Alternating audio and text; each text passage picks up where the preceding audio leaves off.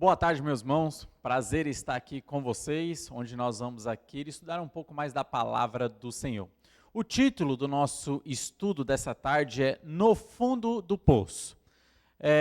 Meus irmãos, nós, como cristãos, nós passamos normalmente por diversas dificuldades, diversos problemas. Às vezes nós nos encontramos no fundo do poço, mas nós aprenderemos como lidar com esta situação. Por quê? Nós passamos dificuldades, eu não sei, por exemplo, no momento, qual é a dificuldade, qual é a barreira que você está passando, quais são as lutas que você está enfrentando, mas uma certeza nós podemos ter: Jesus Cristo está conosco. E meus irmãos, quando nós nos encontramos no fundo do poço, nós olhamos para um lado, tudo escuro, não tem saída, olhamos para o outro, não tem saída. Sabe o que nós aprendemos? No fundo do poço, nós aprendemos a olhar para uma única direção. É no fundo do poço que nós aprendemos a olhar para cima. É no fundo do poço que nós aprendemos a olhar para cima e vemos que ali tem luz, que ali está a saída. E meus irmãos, nas nossas dificuldades, nós iremos aprender a olhar para cima, a olhar para Deus e lembrar que a nossa saída está ali, que a nossa salvação está ali, que a nossa ajuda está ali. E assim nós falamos como o salmista: olho para cima dos montes, de onde me virá o socorro? O meu socorro vem do Senhor, que fez os céus, que fez a terra. Então, neste momento, eu não sei quais são as suas lutas. Neste momento, eu não sei quais as dificuldades você está passando. Eu não sei se os seus problemas são emocionais, se os seus problemas são relacionais, se os seus problemas são em diversos sentidos, talvez doença física. Então, eu não sei quais são as suas dificuldades, mas saiba disso: Deus está com você. Saiba disso que Jesus Cristo ele fez uma promessa: eis que estou convosco todos os dias. Olha só, todos os dias. Nós passamos dias bons, nós passamos dias alegres, nós passamos dias felizes, mas também nós passamos aqueles dias mais escuros, nós passamos aqueles dias de tristeza, de preocupação, com muitos problemas. E nesses dias, Jesus Cristo, ele continua conosco, ele continua comigo, ele continua com você. A sua presença é real, a sua presença é verdadeira. E aqui, meus irmãos, nessa live, nós aprenderemos algumas coisas sobre estar em momentos de tribulação, estar em momentos de dificuldade, estar no fundo do poço, onde nós aprendemos a olhar para cima. Vamos falar um pouco aqui então sobre o sofrimento. A primeira coisa que nós podemos aprender na Bíblia, para nós que somos cristãos, é que o sofrimento, ele é didático. Olha só que interessante, o sofrimento, para nós que somos cristãos, ele tem um teor didático, ele nos ensina algo. Deus, através do sofrimento de cada dia que nós passamos, ele quer nos dar uma lição, ele quer tirar desse sofrimento um aprendizado para a nossa vida, para que nós possamos crescer, para que nós possamos nos fortalecer, para que nós possamos a cada dia crescer, ficar forte e prontos para a próxima batalha. Vamos olhar para alguns exemplos na palavra de Deus. Olha só o exemplo de Paulo. Ele passou por um sofrimento, ele passou por uma aflição e ele percebeu: este sofrimento é didático. Esta aflição que eu estou passando, essa tribulação, essa dificuldade, tem lições que eu posso tirar daqui. Deus quer me mostrar algumas lições. Olha só o que diz 2 Coríntios, capítulo 12. 2 Coríntios capítulo 12, eu lerei aqui do versículo 7 ao 9. O contexto, os irmãos estão bem inteirados dentro da palavra do Senhor, sabe que Paulo, ele foi arrebatado até o terceiro céu. E lá ele viu coisas, ele ouviu coisas, as quais ele poderia se orgulhar de uma maneira grandiosa. Só que Deus impediu que ele se orgulhasse. Como que Deus impediu? Deus, ele permitiu que Paulo tivesse um espinho na carne, uma dificuldade, a qual ele percebeu: eu não posso me orgulhar dessas visões que eu tive. E olha só, palavras de Paulo, o que ele diz aqui, 2 Coríntios 12, a partir do 7. E para que não me ensoberbecesse com a grandeza das revelações, foi-me posto um espinho na carne, mensageiro de Satanás, para me esbofetear, a fim de que não me exalte. Por causa disto, 3 vezes pedi ao Senhor que o afastasse de mim. Então ele me disse: a minha graça te basta, porque o poder se aperfeiçoa na fraqueza. Agora olha só o que Paulo diz: de boa vontade, pois mais me gloriarei nas fraquezas, para que sobre mim repouse o poder de Cristo. Meus irmãos, Paulo passou por uma tribulação.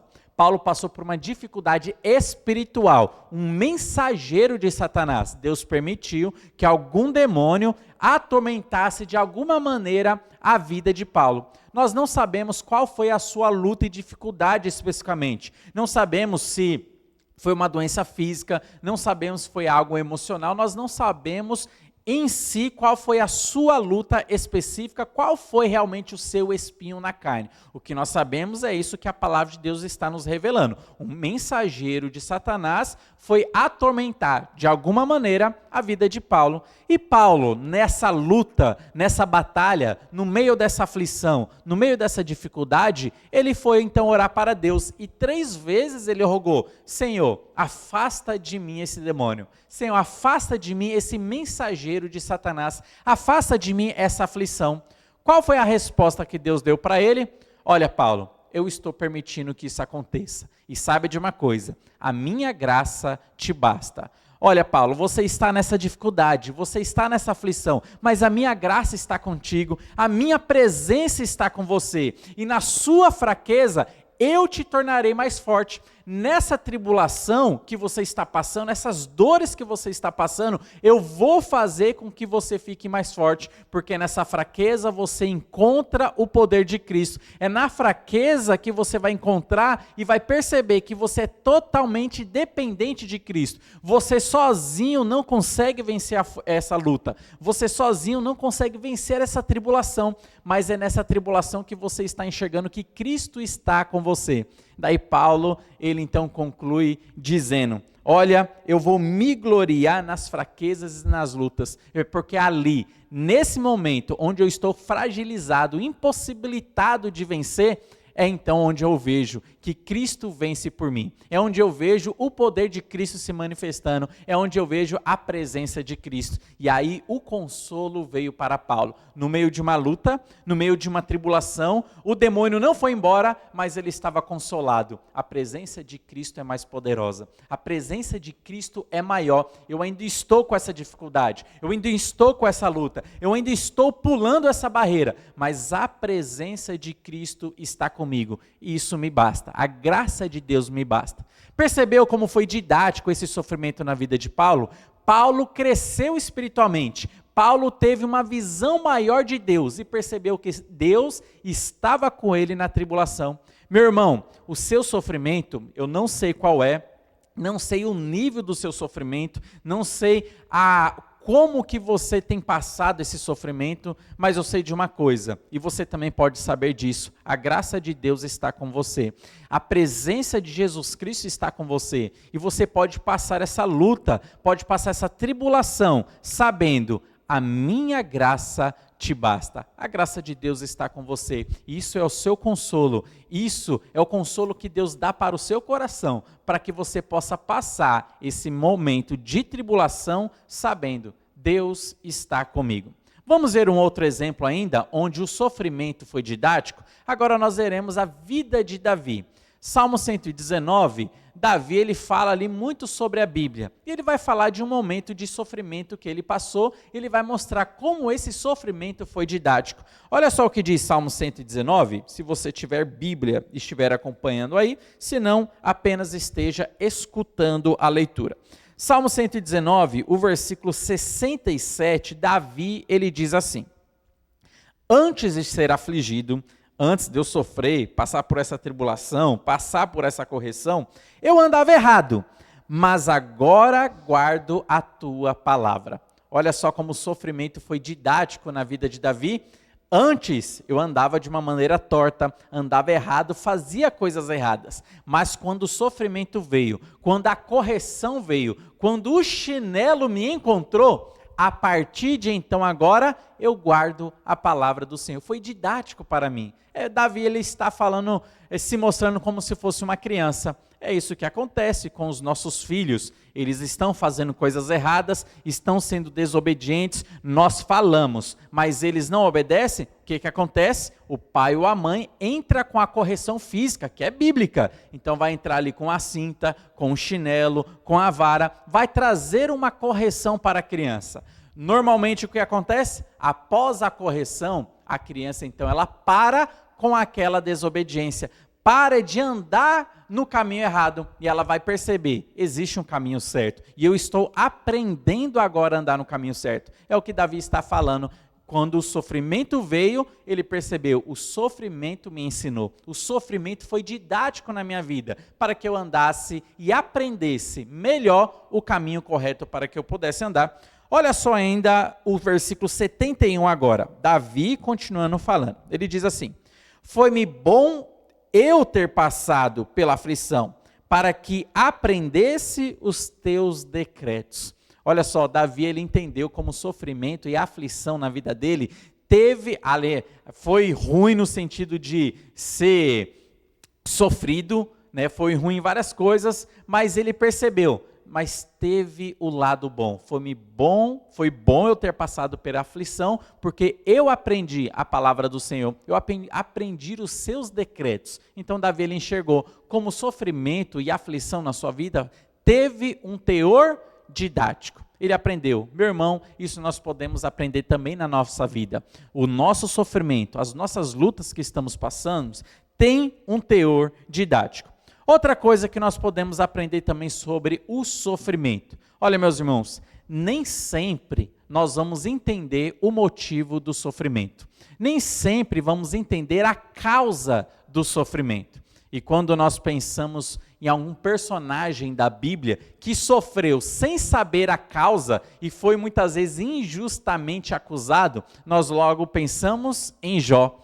Lembra da vida de Jó? Jó, ele não estava sofrendo por um pecado específico. Quando nós lemos Jó capítulo 1 e Jó capítulo 2, nós percebemos que foi Satanás que foi tentar a vida de Jó. Não tinha uma causa específica, mas o que Satanás percebeu? Jó é um homem piedoso, Jó é um homem temente a Deus. Jó, ele é um homem que adora o Senhor. O que eu vou fazer? Eu vou tentar estragar a sua vida. Eu vou trazer uma aflição para a vida dele. Evidentemente, na conversa que nós vemos lá, Deus, ele deu uma permissão para para Satanás, colocando limites. Olha, Jó, você pode ir lá, mas você tem uma faixa, você tem um limite, você tem uma cerca, daqui você não pode passar. Na vida dele, você não pode tocar. E Satanás trouxe muitas aflições para Jó.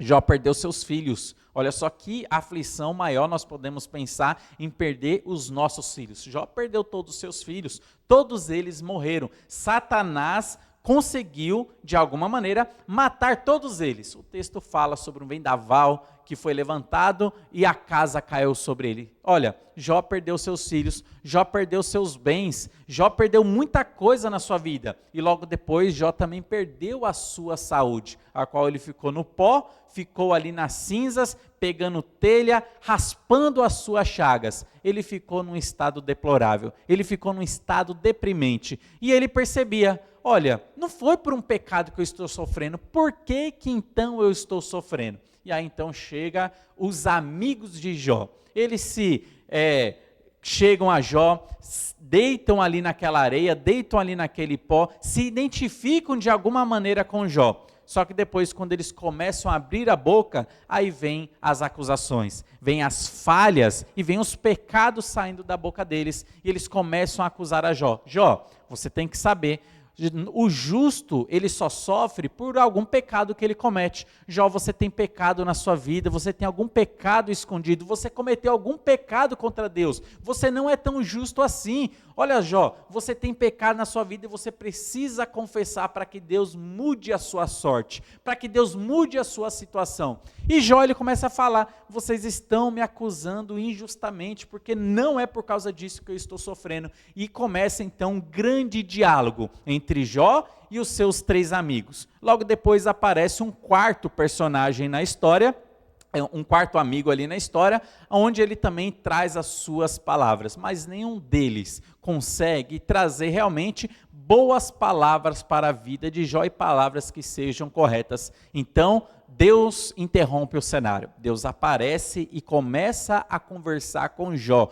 mostrando para Jó que Jó não é tão inteligente assim, e mostrando a grandeza de Deus, a sabedoria de Deus. O que Jó, nesse sofrimento que ele não estava entendendo, por que eu estou sofrendo dessa maneira? O que ele viu, o que ele aprendeu?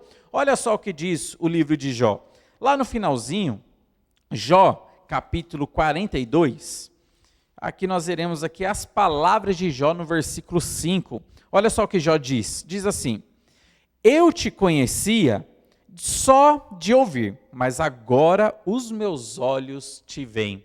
Jó passou por um sofrimento que ele não entendia, que ele não sabia o motivo, ele não sabia o porquê, ele não sabia o propósito daquele sofrimento. Só que no final do seu sofrimento, ele declarou com a sua boca: Deus, eu só te conhecia de ouvir falar, eu tinha um conhecimento limitado do Senhor, eu não te conhecia por completo, mas agora o meu conhecimento de ti aumentou, agora os meus olhos te veem, agora eu estou contemplando o Senhor de uma maneira melhor e de uma maneira maior, agora eu tenho um entendimento melhor sobre o Senhor. Perceba que o sofrimento e o contato que Jó teve com Deus produziu isso na vida dele. Olha, ele tinha um conhecimento limitado do Senhor, mas o sofrimento que ele não entendeu, que ele não sabia o motivo, ele não sabia o porquê, levou ele a ter uma visão maior de Deus e melhor do Senhor, tanto que ele declarou com a sua boca: olha, só de ouvir falar, mas agora eu estou contemplando o Senhor de uma maneira mais visível, de uma maneira melhor. Eu tenho uma visão mais ampla do Senhor, e isso para mim me basta. Conhecer mais a Deus é o que basta para a minha vida. Deus, nós sabemos que no final da história do livro de Jó, Deus mudou a sorte de Jó, dando para Jó o dobro daquilo que ele tinha perdido. Deus restaurou a sua família, restaurou o seu casamento, deu para ele mais filhos e filhas, deu para ele bens, tudo aquilo que ele tinha perdido.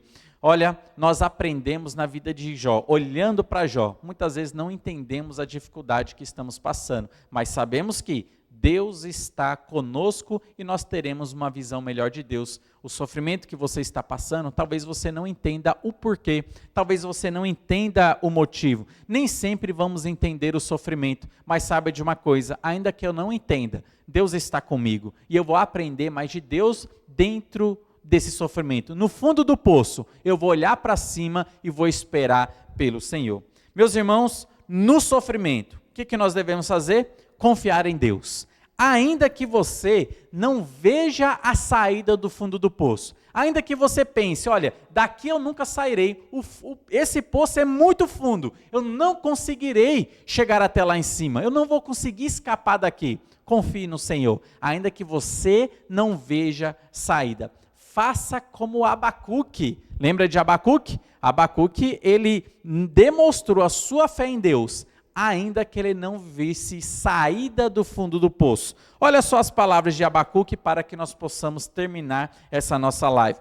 Diz assim, Abacuque capítulo 3, versículos 17 ao 19, palavras do profeta. Ele diz assim: ainda que a figueira não floresça, nem haja fruto na vide, o produto da oliveira minta, e os campos não produzam mantimento, as ovelhas arrebatadas do aprisco, e nos currais não haja gado. Todavia, eu me alegro no Senhor, exulto no Deus da minha salvação. Ó Deus, o Senhor, Deus é a minha fortaleza, e faz os meus pés como o da corça, e me faz andar em lugares altos. Essas são as palavras de Abacuque. Ainda que eu não tenha alimento, ainda que eu abra minha geladeira, não veja comida ali, ainda que eu olhe para os campos e nada está frutificando, nada está brotando, ainda que eu vá lá no curral e não tenha mais animais, ainda que eu veja que o leite não está sendo produzido, ainda que nada esteja dando certo na minha vida, ainda que eu não veja uma luz no fim do túnel, eu vou confiar em Deus. Deus é o Deus do impossível, Ele é o Deus da minha provisão, e Ele está presente comigo, ainda que tudo esteja contra mim neste mundo, Deus está comigo, e eu sei, se Deus é por nós, quem será contra nós? Meu irmão, mais uma vez, não sei qual é a luta que você está passando, a aflição que você está passando, se é relacional, se é emocional, se é espiritual, saiba de uma coisa, Deus está com você, a graça de Deus está com você, e no meio da luta e da aflição, Ele quer te ensinar, te fortalecer, fazer você crescer, e que você confie cada vez mais no Senhor. Que Deus esteja abençoando a sua vida, que Deus esteja te fortalecendo, em meio às suas lutas e aflições, e saiba disso, Deus está com você. Que Deus te abençoe, e abençoe sua casa.